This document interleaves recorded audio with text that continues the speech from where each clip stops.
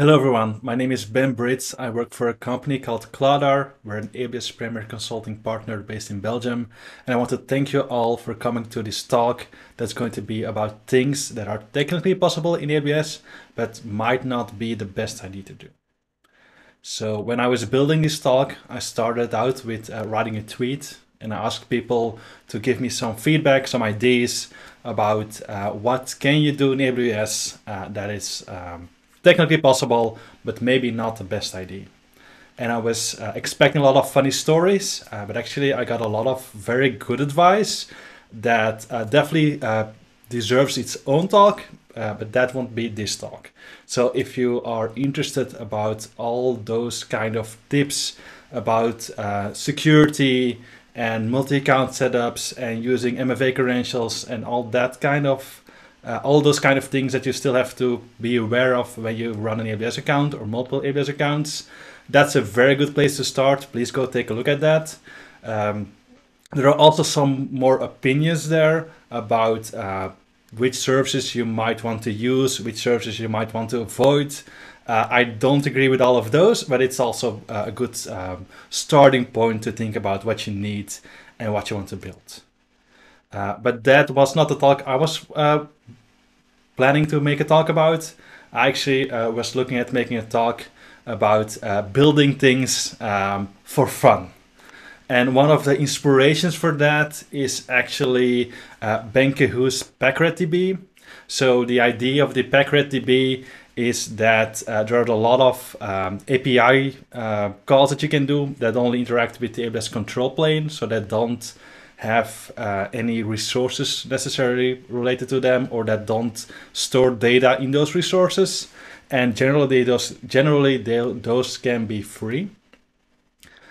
So finding creative ways to use those to build things inside of AWS, where you can store as much data if you want, is a very fun idea. I don't recommend doing that for your production data, but it's very interesting to think about, and actually a very fun way to learn APIs and to learn about the services that are available. As an example of that, XSXFox did something similar, not using the control plane, but looking at what kind of storage is available inside of AWS. So she first looked at Lambda and the fact that you can upload Lambda functions and that you get 75 gigabytes of free data with that.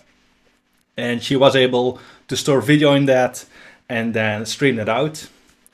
And then she even took it a step further and did something similar in Opsworks, where she could store unlimited data for free and actually stream it out without having too much trouble with things like CORS. I really recommend reading her blog post. It's a very interesting read.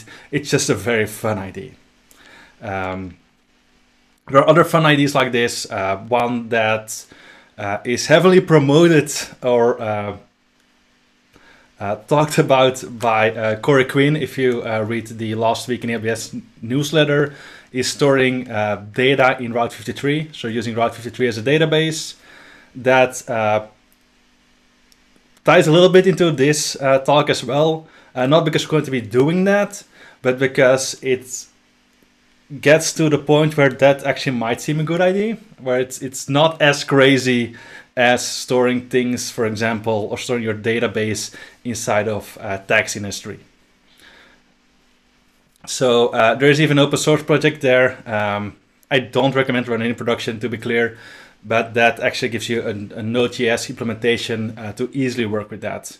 And to be fair, DNS in the end is a key value store. So as long as you are fine with those TTLs and all the downsides of DNS, then you can actually store some values in some keys. Talking about keys, let's actually start with the talk proper. Those are all things that inspired me to create this talk. We're going to be talking about a little bit more inspiration later even, but the actual meat of this talk is going to be actually doing things with APIs that might surprise you. And the first thing I'm going to be talking about is access key. So let's talk about the AWS Management Console.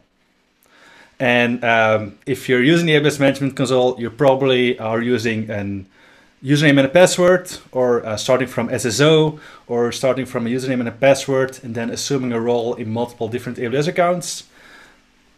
All of that starts, if you're using users and usernames and passwords, with a login profile, which is the name that AWS uses for the thing that stores that username and that password. Well, it stores the password because the username is the user's name. So if you look at the CLI documentation, you might read this in the description. So if you delete the login profile, this will terminate the user's ability to access AWS services through the AWS Management Console. And if you take this at face value and you decide, well, what I want to do is I want to prevent people from using the Management Console. I want them to always use the CLI or always use CloudFormation or Terraform, something like that. You might decide I'm going to be deleting all the login profiles and my job is done. I don't need to worry about them using the console. First of all, that's a bad idea. Don't take tools away from people. On the other hand, it's also a bad idea because that actually doesn't work.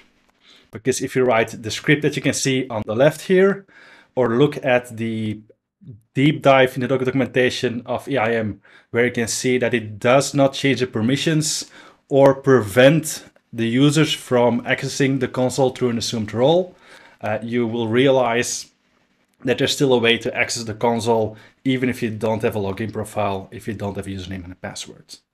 And this will work both with roles. This will work with if you're coming from SSO. There are even ways to get this to work if you're just having a user and are not using any roles. So you need to take a few steps. They're not very difficult. They're documented also in the AWS documentation. If you look for federation, the three things you need to do is, first of all, you need to have credentials. So that's a username and a password. Or if you're coming from a role, not a username and password, there's going to be an access key and a secret key. If you're coming from a role or coming from SSO, that will be an access key, a secret key, and a session token. You have to use those three things to then get a sign-in token from AWS, which is calling an API.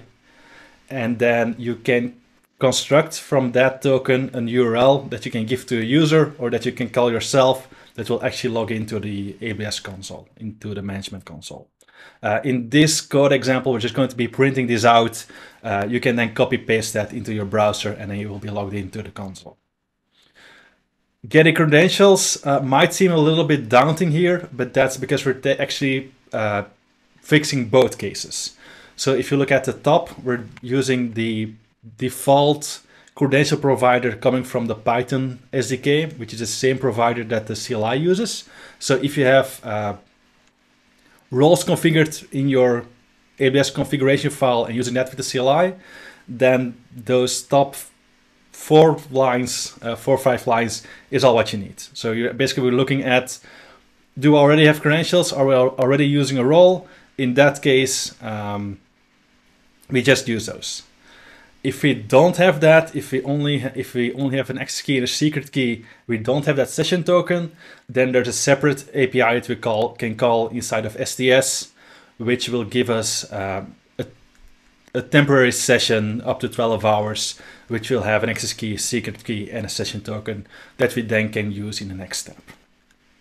So once we have those three things, session token, access key, secret key, we send those to a known URL. So we send a GET request to sign-in aws.amazon.com/federation, and then we have a query string which contains an action get sign-in token, and then our credentials from before. And that's all that's in there. So we're using the request library, which is a Python library to handle or to work with HTTP. And in this case, we're using that because it's a little bit easier to construct a query string with that and not have to deal with URL escaping and things like that. And then we just return the token that we get back. That's the only thing that's in the response. And then finally, we have to combine that to URL. And we are still using requests here. So we're still using that library, but we're not actually executing the request. So we're just using that because that makes it easy for us to do that query string parameter handling. So again, we have that same URL. The thing that's changing here is that we have another action. Now the action is login. We have to specify an issuer, but that can be whatever string we want. And then we also can specify a destination. In this case, we're just redirecting to the console. You could redirect to a certain service, or you could redirect to like a regional place in the console if you wanted to. And then we add the signing token that we got from the previous step. And then we just return that as a string. So we're not doing any request here, and then we print that out. So the end result of that is just one long string that is signing.aws.amazon.com/federation, action login, issuer, whatever you want, destination, whatever you want, and then a signing token that you got from the previous step. If you paste it in the browser, you log into the console and you can start doing things without having to ever have to put in your username and password. This works even if you're using MFA, as long as you did the MFA beforehand or did the MFA when you assumed the role. That will all just work. So do use this. I actually think this is a good idea to use, but use it in the right places. Use it to simplify switching between accounts. If you're already managing your AWS configuration file and you have all your roles in there, you can just use that to actually start new browsers, to start new sessions, which is actually also a good idea. It's a way that I prevent doing things in the wrong account, is by always having a clean browser that I start in when I want to do something in a new account. So I don't have an open browser that is being used by multiple accounts. And if I do my Googling and things like that, I do that in a separate browser. Things to not do with this. First of all, if you're using this, don't use it to get credentials from EC2 and then start a console session, because that will actually trigger guard duty if that's enabled. Because you're taking credentials from EC2 from an instance and then not using an IP address within AWS to access the console. That will trigger guard duty, and the people monitoring that will hopefully ask you what you're doing. On the other hand, also don't block console access. It's not effective, and there are better ways to get what you want. If you want people to use if code by using CloudFormation, for example, you can use IAM conditions in your policies to only allow certain things through CloudFormation, or you can attach roles to your CloudFormation stacks so that the stack itself has more permissions than the user. And you can do similar things with Terraform by making sure that, for example, your Terraform scripts don't run on the laptop of developers or your own laptop, but running it inside of code build or another CI/CD tool. Another thing that we can do is look at more ways to create Ethernet storage. So let's talk about AWS Cloud Shell. For those who don't know, AWS Cloud Shell was announced at reInvent last year as a way to have a shell environment inside of your AWS account. So you open a console and then you have a little icon on the top of the navigation bar, and then you get a shell inside of your account with your credentials preloaded and things like that. And it's free. So it doesn't cost you anything. And while you don't get an EC2 instance underneath, you do get a little bit of home storage inside of that shell. So you get 1 GB of file storage inside your home directory, per region. So that means that you already have the amount of regions x the amount of users that you have for storage. Of course, that's not infinite, and there are some caveats here. So first of all, like I said, it's free. Like Cloud Shell doesn't cost you anything. If you have transfer costs, that still follows the normal AWS transfer rates. It's also not storage that will stick around forever. So you have to log into each region that you're using at least once every 120 days. As long as you stay within that limit, the storage, the 1 GB free storage, will stay there forever. And then finally, there is a limit to how many shells you can have, in the sense that you get 1 shell per user per region. However, a user is defined as any IAM principal. So that means that's not only users as in things with long-lived credentials, but also federated roles and things coming from single sign-on. And that actually gives us a way to have more storage available than you might expect. So if you're ever switch between roles using the console, you might be very familiar with the screen on the left here, where you put in the account ID, the role name, and then a display name and a color.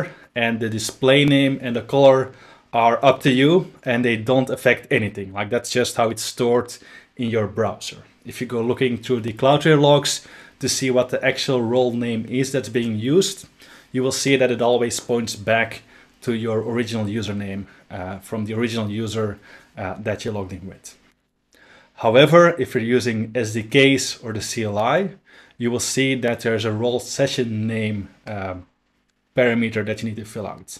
So the console will by default, or will always fill that out with your original username. If you use a CLI or if you use SDKs, you can put whatever you want on there. And we can abuse that a little bit to get infinite storage. So let's go back to our script that opens consoles for us. And instead of using the credentials that are already there, we're going to change it a little bit. And we're going to be using a role that we define explicitly in our code. So this is the same code as before.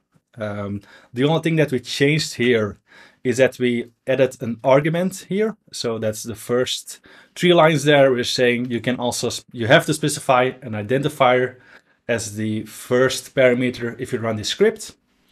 And then the second thing that we change is that when we get into credentials, we're not going to be looking at, do we have that session token already? Are we starting from a user?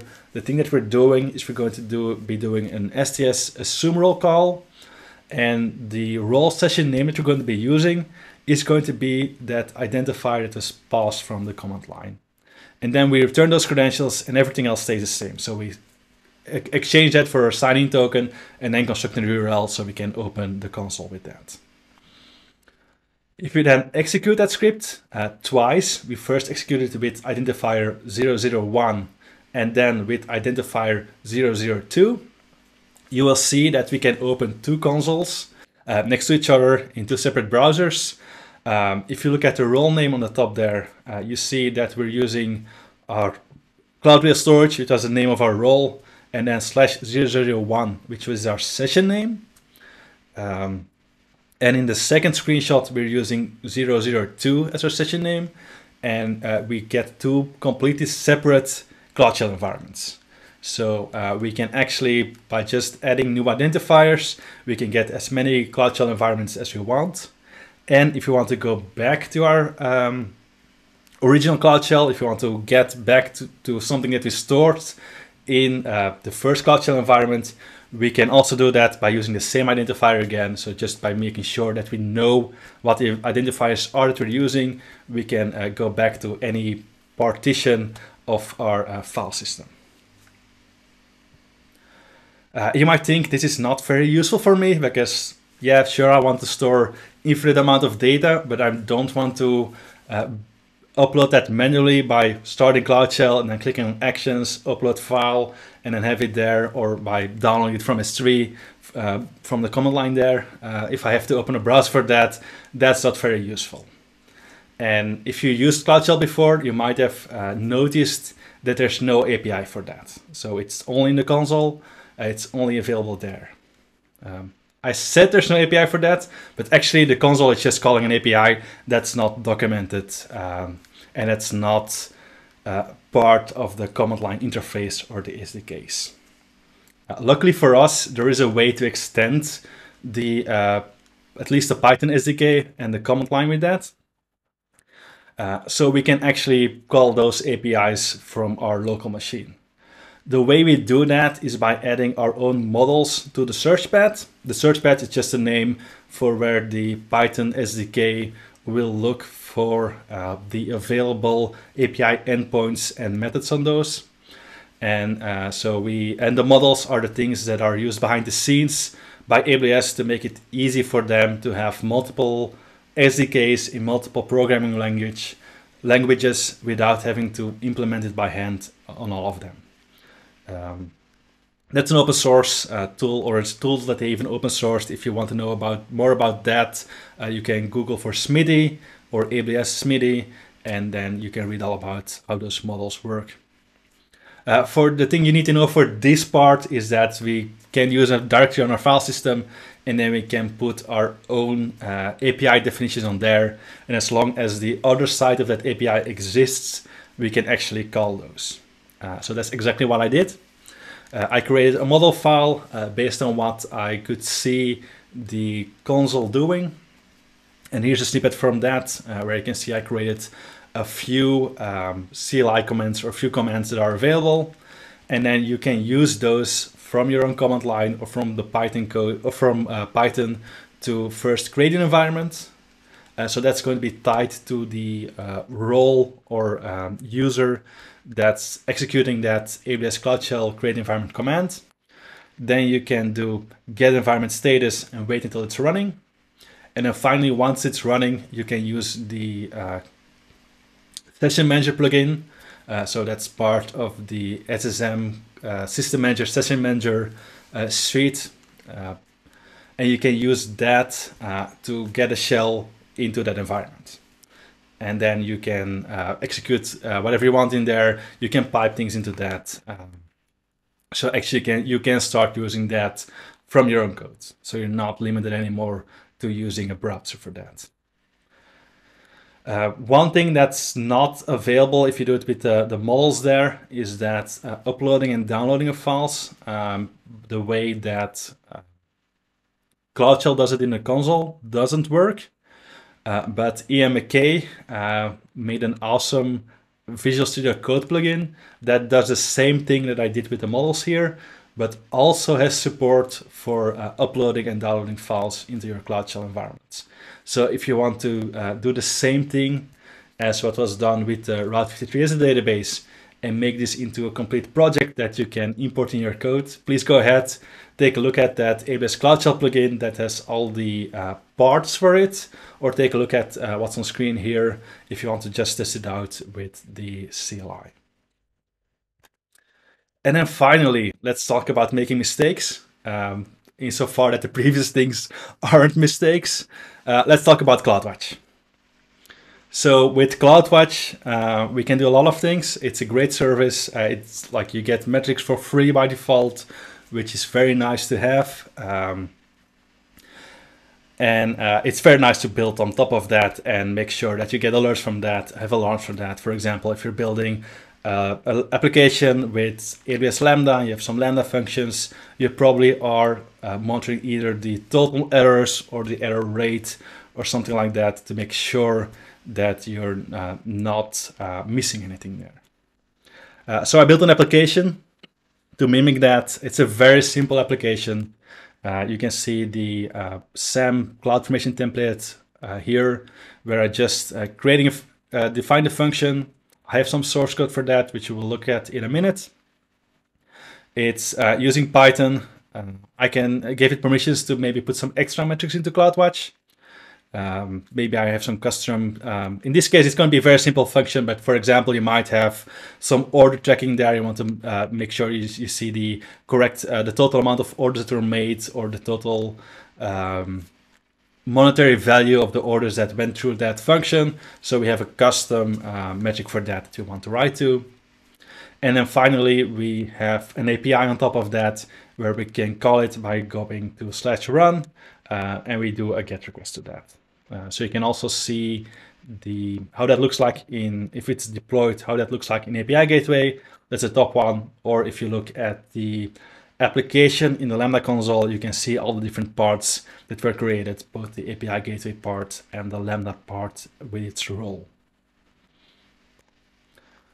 This is a code that's in there, so it's a very simple function because the only thing I want to show here is that we actually want to be able to trigger failures in this case. So we have an expected failure. It's not something that goes wrong by accident. We're actually making sure that this goes wrong. So how do we do that? If we have a query string where the one of the keys is fail, then we're actually going to be throwing an exception. In all other cases, we're just returning a 200 status code with the full event that we got from via API gateway. A thing to note here is that we're not passing an error message to API gateway. So for API gateway, the Lambda function just crashes and doesn't return anything, and API gateway will say to the requester 500 or 504, I'm not 100% sure, the backend is not available, there's something went wrong with the backend, I can't show you anything. So we're not triggering a 400 error or a 403 or something like that. We're basically just crashing the whole application and let API gateway deal with that. If you do it this way, you might get errors, or you do get errors. Like that's what we want. In this case, I called each API 5 times, so I call it 5 times just doing /run, and 5 times with fail ECS. And then you see that I had 10 invocations, 5 errors, 50% success rate. Maybe I don't want that. Either I want to hide from my coworkers that I'm doing this, or it's like I said, it's an expected failure. So I don't want to see that in my metrics. So what would be a bad idea to work around that is to write this code. And the only thing that's different here is before we raise our exception, we're going to be calling a Cloudwatch put metric data API call. And what we're going to putting as a metric is we're not going to be starting tracking our own errors and successes. What we're going to be doing is we're going to be writing to that AWS Lambda error namespace or AWS Lambda namespace to the error metric for this function that's running right now. And instead of counting an error, we're going to be counting -1 error. So in that way, if we do this, we write -1, and then the exception gets raised, and then Lambda will write +1, and on average we have 0 errors. So that's great, and you might be thinking, oh, that's never going to work, you'll get an access denied, things like that, but no, this actually just works if you write it like this. You get 0 errors, you get 10 invocations, 100% success rate, and you can happily move on with your life. Except if you look at the error minimum and maximum, like you will see strange things there, like probably don't do this, but it's possible. You can actually write to those APIs to any namespace. There's no limit on that at all. I think if you look in documentation, they mention that it's probably not the best idea, but there's no API preventing this. The only thing that you can do yourself is actually go into your condition, or go into your IAM policy, and you will see by default, and this will be the case probably for all the things that you are writing and all the things that are being generated, it's going to be, the policy is going to be looking like this, where the action is Cloudwatch put metric data, the resource is star, and the effect is allow. And the reason for that is that Cloudwatch doesn't support resources in their policies. At least it does support resources in the policies, but not for put metric data. So there's no way for you to specify this this specific principle can only write to this one metric. It can write to any metric it wants. There's one thing that you can do. They added at some point, I'm not sure how long ago, but it definitely wasn't there when the Cloudwatch were released originally. They added a condition for the Cloudwatch namespace. So you can actually restrict this to at least make sure that either it cannot write to the AWS namespace, which is, you could do like this, saying the condition where the string is not like AWS/star, or even better, if you know the custom namespace that you want to write to, you could flip it around and add a condition string like namespace custom/star. If you do it that way, at least you know that nobody will be trying to play a joke on you by writing the wrong metrics to the namespaces that are starting with AWS. And with that, I want to thank you for your attention. I hope you get some inspiration from this and can build some cool things with this. If you build your own PackardDB, or you make something that has infinite storage, or you find more fun ways to play with Cloudwatch metrics, please let me know. I'm looking forward to seeing more things like this being built. If you want to contact me, have any questions, my name is Bridts. I can be reached by email. I can be reached on Twitter. I also work for a company called Cloudwatch. We're a premier consulting partner. We're based in Belgium, and we do anything that is focused on AWS. And that's from reselling to consulting and customization, managed services. All of those things you can reach us for, and we'll try to help you as best as we can. Not doing the things that we mentioned here, but actually coming up with good solutions and best practices. Thank you again, and hope to see you again another time.